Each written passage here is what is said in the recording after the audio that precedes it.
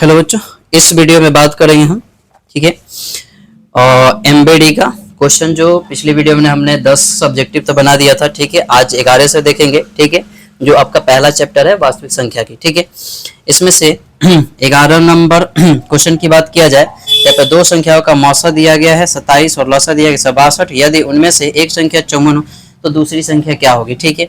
तो इसको बनाने के लिए सबसे पहले ये चीजें देख लीजिए, ठीक है, कि ये हमारा कितना नंबर है, 11 नंबर क्वेश्चन है, ठीक है। तो सबसे पहले इसके बेसिक जानते हैं कि मान लीजिए कि ए एक क्या है, पहली संख्या, बी क्या है, आपकी दूसरी संख्या, ठीक है, बराबर, ठीक है। तो बराबर में बात किया जाए तो होता है HCF आई इंटू कितना होता है, LCM होता है, ठीक है। ये आपके फॉर्मूला होते हैं, ठीक है। तो मान लीजिए हमको ए निकालना है, यानी पहली संख्या निकालनी है, तो ए बराबर कितना होगा, तो ए बराबर होगा आपका, ये तो वैसे ही रहेगा, HCF अगुना कितना LCM, इसको इधर भेजिएगा, ठीक है। तो क्या हो जाएगा, दूसरी संख्या नीचे आ जाएगा, ठीक है। इसी प्रकार से दूसरी संख्या निकालनी है तो लिखेंगे HCF गुना LCM और बटा में कितना, पहली संख्या, ठीक है। इसी प्रकार से हमें HCF निकालना है, तो HCF निकालना है तो ये दोनों वैसे ही रहेगा, पहली संख्या गुना दूसरी संख्या और बटा में LCM क्या हो जाएगा, नीचे आ जाएगा, ठीक है। इसी प्रकार से हमें LCM निकालनी है तो पहली संख्या इंटू दूसरी संख्या बटा में कितना हो जाएगा, HCF हो जाएगा, ठीक है। तो ये हमारे क्या होते हैं, फॉर्मूले होते हैं। और ऐसे क्वेश्चनों को हम क्या करते हैं, इसी फॉर्मूला पे रख के तुरंत बना देते हैं, ठीक है। तो जैसे मान लीजिए कि हमारा 11 नंबर में दिया गया है कि मौसा, यानी कि HCF हमें दे दी गई है HCF कितनी दी गई है, तो HCF दी गई है 27, HCF बराबर 27 दी गई है, ठीक है। LCM कितनी दी गई है, तो LCM आपकी दी गई है 162 दिया गया है, ठीक है। इसी प्रकार से इसमें एक संख्या यानी कि पहली संख्या दे दी गई है कितनी, 54 दे दी गई है, ठीक है। तो B बोला गया है, निकाल के बताइए कितना होगा, ठीक है। तो हम सिंपल सा क्या करेंगे, B निकालना है, तो B निकालने का फॉर्मूला क्या है, यहाँ पे है, ठीक है। तो हम क्या लिखेंगे, 27 गुना 162, 27 गुना 162 और बटा में कितना, तो A यानी कि 54, ठीक है। तो 27 दूना का कितना हो जाता है, 54 हो जाता है, और ये 2 से काट दो तो कितना बार में, 81 बार में कट जाएगा, यानी कि 8 दूना 16 और 2 एकम 2, ठीक है। यानी कि B बराबर अगर बात किया जाए तो B बराबर कितना आंसर आया, 81 आंसर आया, यानी कि ऑप्शन नंबर इसका क्या हो जाएगा, D आंसर हो जाएगा, ठीक है। तो आप जब ऑब्जेक्टिव बना रहे हैं तो इस चीज को मत लिखिएगा, ठीक है। इस चीज को लिखने की आपको कोई जरूरत नहीं है, आपको सेकंड में ये चीजें काम करनी है, यहाँ से काट कुट कीजिए, हो जाएगा आंसर, ठीक है। 2 को गुना कीजिए, तीसरे को नीचे लेके चले जाइए, जो निकालना है, ठीक है। तो इस प्रकार से क्या किया है, बन जाता है ये। अब आते हैं क्वेश्चन नंबर 12 में, ठीक है। तो 12 नंबर क्वेश्चन की बात किया जाए, दिया गया है कि 130 बराबर 15 गुना के 8 प्लस में कितना दिया गया है, 10 दिया गया, ठीक है। इसी प्रकार से 15 बराबर दिया गया 5 गुना 3 प्लस में 0 दिया गया, ठीक है। इस क्वेश्चन को हम 2 तरीके से बना सकते हैं, ठीक है। एक तो बात बोला जाए तो ये है कि इसको बनाने के लिए हम पहले गुणनखंड कर लेंगे, जो लेंथी प्रोसेस होगा हमारा, और एक बताएंगे शॉर्ट ट्रिक जो बहुत कम समय में ही बन जाएगा, ठीक है। तो जैसे मान लीजिए कि हमको 130 का, ठीक है, गुणनखंड करना होगा तो 2 से करेंगे, ठीक है। तो ये कितना हो जाएगा 6 दूना 12, 5 दूना का 10, ठीक है। 5 से करेंगे 13 × 5 = 65 हो जाएगा, ठीक है। ये हो गया। अब यहाँ पे देखिए 15 का आप करिएगा, ठीक है, तो 3 गुने 5 हो जाएगा, ठीक है। अब यहाँ पे लिखिएगा क्या, 2 गुने 5 गुना कितना, 13, ठीक है। अब यहाँ पे क्या है, 3 गुना 5, ठीक है। तो इसमें से कॉमन क्या है, तो कॉमन ये है, 5 है, ठीक है। क्योंकि यहाँ पे हमें बताया गया कि HCF ही निकालना था, मौसा ही निकालना था, ठीक है। तो 5 हमारा क्या हो जाएगा, आंसर हो जाएगा, यानी कि ऑप्शन नंबर बात किया जाए B हो जाएगा। अब यहाँ पे अगर हम ऐसे नहीं बनाना चाहते, कम समय में बनाना चाहते हैं, तो सिंपल सा एक चीज देखनी है, ऑप्शन, ठीक है। तो ऑप्शन ए में दिया गया है कितना, 8 दिया गया है, बी में दिया गया है 5 दिया गया है, और सी में दिया गया है 130 दिया गया है, ठीक है। इसी प्रकार से डी में कितना दिया गया है, तो डी में दिया गया है 15 दिया गया है, ठीक है। अब यहाँ पे ये चीजें ध्यान रखनी है कि इनमें से कौन सी संख्या है जो इन दोनों को काट सकती है, चेक करनी है कि इसमें से कौन सी संख्या है जो दोनों को काट सकती है। थोड़ा सा माइंड लगाएंगे 8 से, ठीक है। तो 8 से ये कोई संख्या भी नहीं काट सकता है, ठीक है। यहाँ पे देखिए 5 से, ठीक है, तो 5 से किया तो ये भी कट सकता है, ये भी कट सकता है, ठीक है। 5 3 15 और ये भी कट जाएगा 5 से, ठीक है। अब यहाँ से 130 में देखिए 130 तो 130 से काट सकता है, लेकिन इसको नहीं काट सकता है, ठीक है। अब यहाँ पे देखिए 15, तो 15 के बाद ये काट सकता है, लेकिन ये नहीं काट सकता है, ठीक है। तो इसलिए हमारा ऑप्शन क्या हो जाएगा, ऑप्शन नंबर B 5 आंसर हो जाएगा, ठीक है। तो ये आपका क्या होगा, लेंथी प्रोसेस हो गया, ठीक है, जो आपको मंगा देता है आंसर। और ये हो गया क्या, शॉर्ट ट्रिक, जो हम आसानी से ऑप्शन देख के भी बता सकते हैं कि हाँ ये यही आंसर होगा, ठीक है। अब चलते हैं अगला क्वेश्चन की बात करें तो अगला क्वेश्चन 13 नंबर दिया गया है।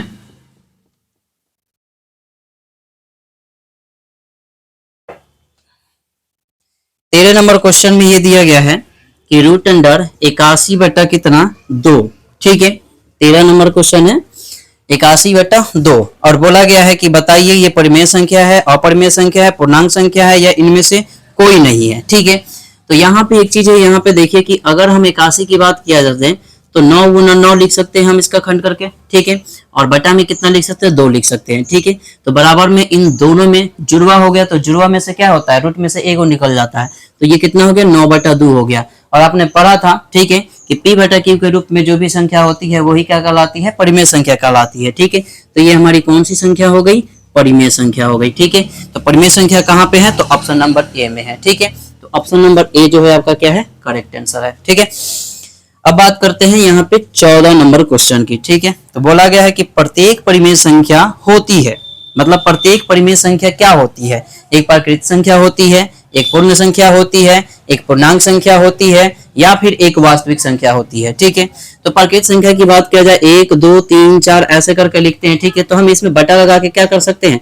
परिमेय संख्या लिख सकते हैं। वास्तविक संख्या किसे कहते हैं तो परिमेय संख्या तथा अपरिमेय संख्या का सम्मिलित करके क्या कहते हैं हम वास्तविक संख्या बोलते हैं। ठीक है, तो बात किया जाए तो ये भी तो परिमेय संख्या हो गई, ये भी परिमेय संख्या, ये भी परिमेय संख्या हो जा रहा है। ठीक है, पूर्ण संख्या की बात किया जाए यानी कि 2 से जो बार बार 2 से कट जाए। ठीक है, तो इसमें भी तो 1 लगा के हम क्या कर सकते हैं परिमेय संख्या बना सकते हैं। यहाँ पे एक पूर्णांक की बात किया जाए तो -3 हो गया। ठीक है, उसके बाद मान लो कि +1 हो गया कोमा में। ठीक है, तो ये भी क्या है 1 लगा के हम परिमेय संख्या बोल सकते हैं कि ये भी परिमेय संख्या है, ये भी क्या है परिमेय संख्या है। ठीक है, तो अगर ये दोनों में से बात किया जाए परिमेय संख्या अपरिमेय संख्या के ही सम्मिलित रूप के क्या कहता है वास्तविक संख्या, तो परिमेय संख्या है तो इसलिए हम बात करेंगे यहाँ पे ये क्या होता है ये वास्तविक संख्या होता है। ठीक है, तो इसलिए 14 का डी आंसर हो जाएगा आपका कि ये वास्तविक संख्या होता है। ठीक है, परिमेय संख्या की बात किया जाए अपरिमेय संख्या की बात किया जाए तब भी हम क्या कहेंगे कि वो वास्तविक संख्या ही है। ठीक है, अब आते हैं 15 नंबर क्वेश्चन को देख लीजिए। 15 नंबर क्वेश्चन में ये बोला गया है कि 22 बटा क्या 7। ठीक है, 22 बटा 7 है क्या है। ठीक है, तो 22 बटा 7 क्या है आपको पता होगा कि पाई बराबर कितना होता है 22 बटा 7 होता है। ठीक है, अब p बटा q के रूप में लिख दिया गया तो वो आपको जानते हैं कि ये परिमेय संख्या होता है।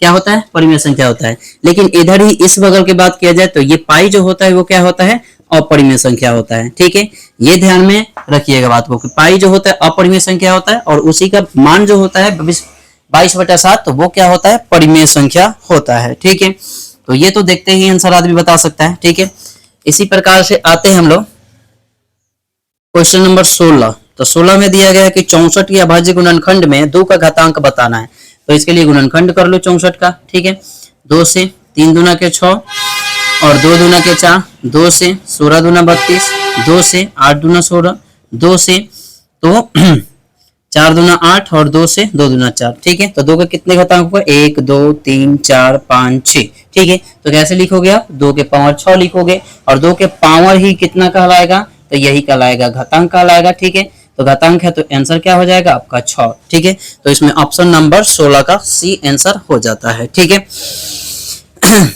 आगे चलते हैं।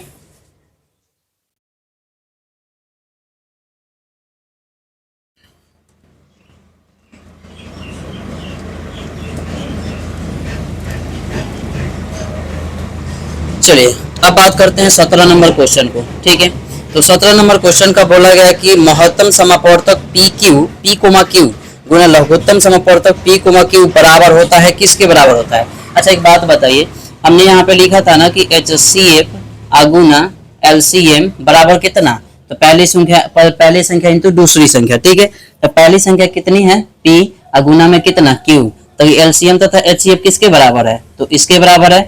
तो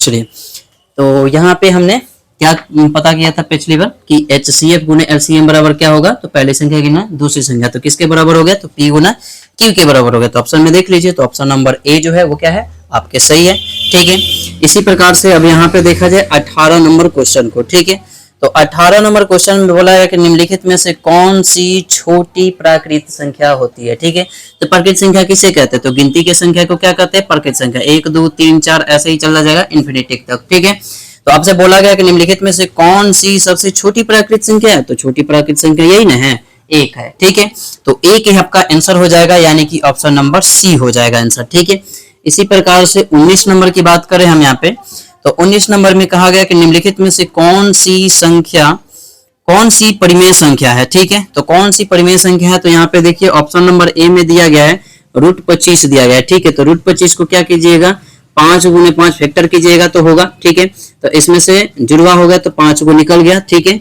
तो 5/1 करके हम क्या बोलते हैं कि ये परिमेय संख्या है, तो यही हमारा क्या है, ऑप्शन नंबर ए परिमेय संख्या है। बाकी ऑप्शन को अब देखना भी नहीं है। ठीक है, तो इतनी जल्दी ये बन जाती है। ठीक है, अब चलते हैं 19 नंबर हो गया, अब 20 नंबर की तरफ। ठीक है, 20 नंबर की बात किया जाए तो बोला गया है कि p/2 के पावर m अगुना में 5 के पावर n। ठीक है, यानी कि नीचे का पर्सन जो बात किया जाए, ठीक है, हर की बात किया जाए वो 2 5 में आ जाना चाहिए फैक्टर करने पे। ठीक है, तो अब यहाँ पे देखिए जैसे भी बोला गया है कि किसका करना है, तो 0.67 का बनाना है इस रूप में। ठीक है, तो ये पावर के जगह पे क्या क्या चीजें आएगा वो देख लेते हैं। ठीक है, तो 0.67 बोला गया है, तो इसको हम इस दशमलव को हटाएंगे। ठीक है, तो यहाँ पे कितना आ जाएगा, 100 आ जाएगा। दशमलव को हटाए तो दशमलव के बाद एक संख्या 2 संख्या। ठीक है, तो इसलिए 2 को 0 लगता है। ठीक है, तो यहाँ पे कितना हो गया, 100 हो गया। ठीक है, अब 100 का फैक्टर कर लीजिए यहाँ पे, तो 100 का फैक्टर जब कीजिएगा तो 2 से 50 हो जाएगा, और 2 से कीजिए तो 25 हो जाएगा। ठीक है, और 5 से कीजिए तो 50 25 हो जाएगा। ठीक है, यानी कि 67 बटा कितना हो गया, तो 2 2 गो है तो 2 के पावर 2, 5 को गो है 2 गो तो 5 के पावर 2। ठीक है, अब यही देखिए ऑप्शन में है, तो यही आपका क्या हो जाएगा, आंसर हो जाएगा, यानी कि ऑप्शन नंबर बी में ये दिया गया, तो ऑप्शन नंबर बी जो है आपका क्या है, करेक्ट आंसर है। ठीक है, तो इस वीडियो में हम लोग यहीं तक 20 तक बात करते हैं। ठीक है, अब नेक्स्ट वीडियो में क्या करेंगे, हम समझने की कोशिश करेंगे अगला क्वेश्चन। ठीक है।